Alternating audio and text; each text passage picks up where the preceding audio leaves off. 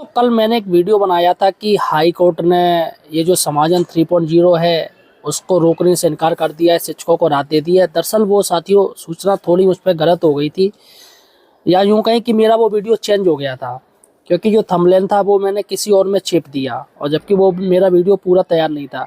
दरअसल वो सूचना थी, वो वरिष्ठता वाला क्रम था, उसकी ये सूचना थी, और गलती से मुझ पर ये लग गया कि मतलब कि समायोजन से शिक्षकों को राहत नहीं दी हाईकोर्ट ने, जो कि गलत है। वो वीडियो मैंने हटा लिया है, क्योंकि सुनवाई आज होगी। आज पता चलेगा क्या शिक्षकों को राहत मिलेगी या नहीं मिलेगी समायोजन 3.0 से। लेकिन साथ ही सबसे बड़ी बात है कि ये जो मामला है वो विधान परिषद तक पहुंच चुका है। जी हाँ साथियों, जो समायोजन 3.0 से रिलेटेड जो भी पीड़ित शिक्षक हैं उनका मामला अब एमएलसी साहब ने उठाया है। आखिर क्या सारी जानकारी दोस्तों आपको इस वीडियो में बताने जा रहा हूँ। अतः दोस्तों सही और सटीक जानकारी के लिए आप हमारे चैनल एम्प्लॉयड हेल्पर को सब्सक्राइब जरूर कीजिए। देखिएगा दोस्तों, मुझ पर गलती हुई, मैंने वो मानी, मुझ पर गलती हो गई, आगे से मैं ध्यान रखूँगा, कोई दिक्कत नहीं है। गलती मान ली मैंने, और वो वीडियो भी मैंने हटा दिया जैसा कि मैंने आपको बताया। सबसे बड़ी बात है दोस्तों कि देखिएगा, साइड से एक लेटर चल रहा है। डॉक्टर मानवेंद्र प्रताप सिंह ये गुरुजी हैं, और इन्होंने माननीय बेसिक शिक्षा मंत्री जी उत्तर प्रदेश लखनऊ जी को एक ज्ञापन दिया, लेटर दिया है। सबसे पहले हम पढ़ ले रहे हैं इन्होंने क्या कहा है।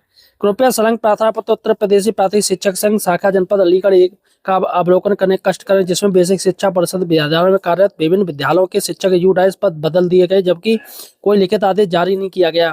महानगर क्षेत्र अलीगढ़ से दिव्यांग शिक्षकों एवं अन्य शिक्षकों को नगर क्षेत्र अतरौली समायोजित कर दिया गया, जबकि महानगर क्षेत्र अलीगढ़ को परिषदीय विद्यालयों में रिक्तियां हैं। समायोजन 2 के तहत काफी शिक्षकों को दूसरे विद्यालयों एवं दूसरे ब्लॉकों में समायोजित करने के कारण जो विद्यालय एकल या बंद हो गए थे, वहां पर समायोजन 3.0 के तहत अन्य स्कूलों के शिक्षक समायोजित किए गए हैं।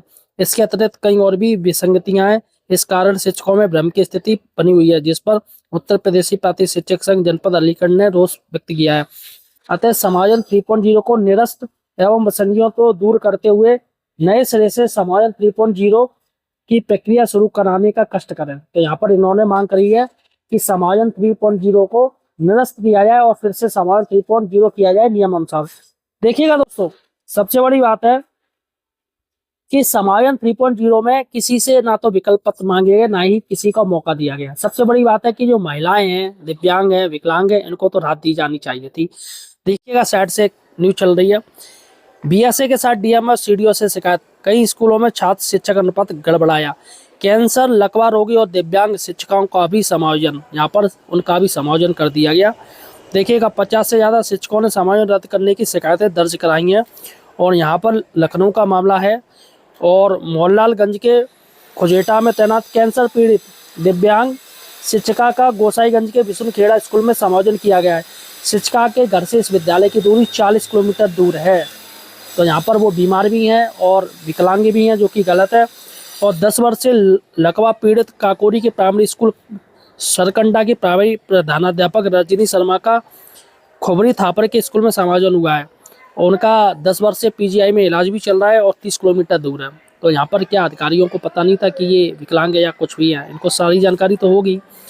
और यहाँ पर एक हृदय रोगी और है संगीता भारद्वाज, इनका 25 किलोमीटर दूर ब्लॉक स्कूल में समायोजन कर दिया गया है, और बाईपास सर्जरी हो चुकी है। इनका जो स्कूल है 50 किलोमीटर दूर फेंका है। और Kanpur road primary school scooters की एक दिव्यांग शिक्षिका दिव्या नागर और है, जिनका समायोजन 25 किलोमीटर दूर कर दिया गया है, जो कि नियम के विरुद्ध है। इसके साथ ही देखिएगा दोस्तों, यहाँ पर साफ साफ न्यूज़ में फिर से दे रहे हैं, कहीं दूर तो कहीं 50 किलोमीटर दूर फेंकी गई शिक्षिकाएँ, 30 किलोमीटर दूर फेंकी गई शिक्षिका। ये गोंडा का मामला है, और 50 किलोमीटर दूर हुआ समायोजन, नियम के विरुद्ध किए गए समायोजन। यहाँ पर जिलाध्यक्ष पूर्व माध्यमिक शिक्षक संघ के कह रहे हैं। और देखिएगा यहाँ पर बलेसर के कंपोजिट विद्यालय माधवपुरवा में तैनात शिक्षिका नेहा श्रीवास्तव का समायोजन 30 किलोमीटर दूर जूनियर हाई स्कूल गंगरौली में हो गया है। तो यहाँ पर ये 30 किलोमीटर दूर है। और इनका देखिएगा ब्लॉक में पूर्व माध्यमिक विद्यालय बनबरिया में तैनात शिक्षिका रिजवान को समायोजन के तहत कटरा बाजार ब्लॉक के पूर्व माध्यमिक विद्यालय मेहराबाद भेजा गया है। यह 50 किलोमीटर दूर है। अब बताइए साथियों, टीचर्स हैं इतने परेशान हैं, इनको इतना दूर भेज दिया गया है।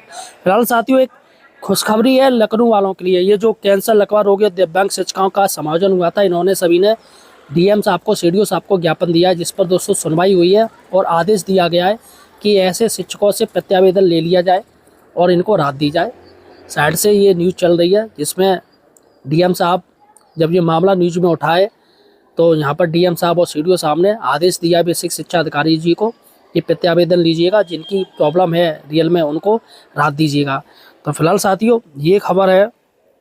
यहाँ पर सबसे बड़ी बात है कि महिलाओं को इतना दूर फेंका गया है, इतना दूर फेंका गया। अब साथियों सबसे बड़ी बात है कि अगर आपको एप्लीकेशन देनी है तो एप्लीकेशन का प्रारूप क्या, मैं आपको वो बताने जा रहा हूँ किस तरीके से आप एप्लीकेशन दे सकते हैं। देखिएगा, सेवा में श्रीमान जिला बेसिक शिक्षा अधिकारी जनपद, आपका नाम रहेगा जनपद का, विषय सरप्लस सूची में नाम होने के कारण जबरन समायोजन किए जाने हेतु। तो यहाँ पर बाकायदा सुप्रीम कोर्ट का आदेश भी है, जबरन समायोजन नहीं हो सकता है। महोदय, वर्तमान में आपके द्वारा जारी की गई सरप्लस सूची में प्रार्थी का नाम प्रार्थी समायोजित किया जा रहा है। इस संदर्भ में प्रार्थी का ध्यान माननीय न्यायालय द्वारा पारित आदेश निर्णय बेसिक शिक्षा नियमावली प्रावधान आरटी एक्ट की तरफ दिलाना चाहती हूँ। तो यहाँ पर आप ये लिखिएगा अपना नाम जो भी रहेगा, जेंट्स है तो चाहता हूँ और लेडी है तो चाहती हूँ।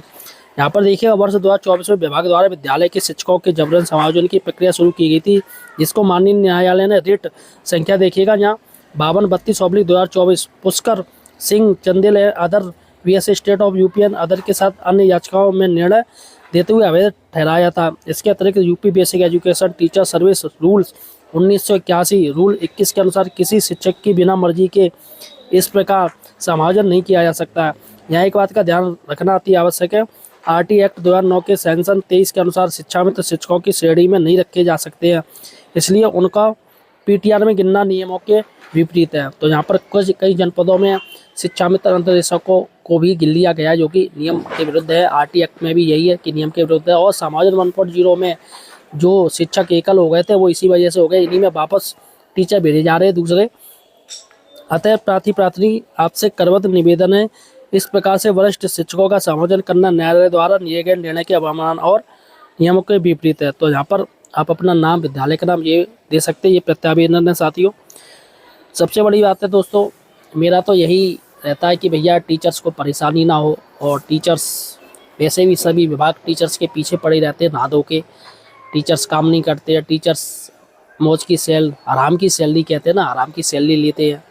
आप टीचर्स को इतनी गालियाँ मिलती हैं, मुझे लग रहा है किसी को नहीं मिलती होगी, खासकर बेसिक टीचर्स को। होता क्या है कि इनमें बेसिक टीचर्स में भी आपस में यूनिटी नहीं है, एक दूसरे की टांग खींचने में लगे रहते हैं, आपस में यूनिटी नहीं है, सब अलग अलग चलते हैं एकला चलो के हिसाब से, इसलिए इनका उत्पीड़न ज़्यादा होता है। तो फिलहाल साथियों, ये जो समायोजन 3.0 हुए, आने वाले समय में समायोजन 4.0 होंगे, और समायोजन 4.0 में भी ऐसे ही फेंका जाएगा। आने वाले समय में हो सकता है कि आपको इस जनपद से हटा के दूसरे जनपद में फेंक दिया जाए, तो उसमें भी कोई नई बात नहीं है। फिलहाल साथियों, आप मुझे किस ज़िले से देख रहे हो ये मुझे कमेंट सेक्शन में बताइएगा, और आप मेरे द्वारा जो भी सूचनाएं आती है क्या उससे आप संतुष्ट हो, ये भी मुझे कमेंट सेक्शन में बताइएगा। धन्यवाद साथियों।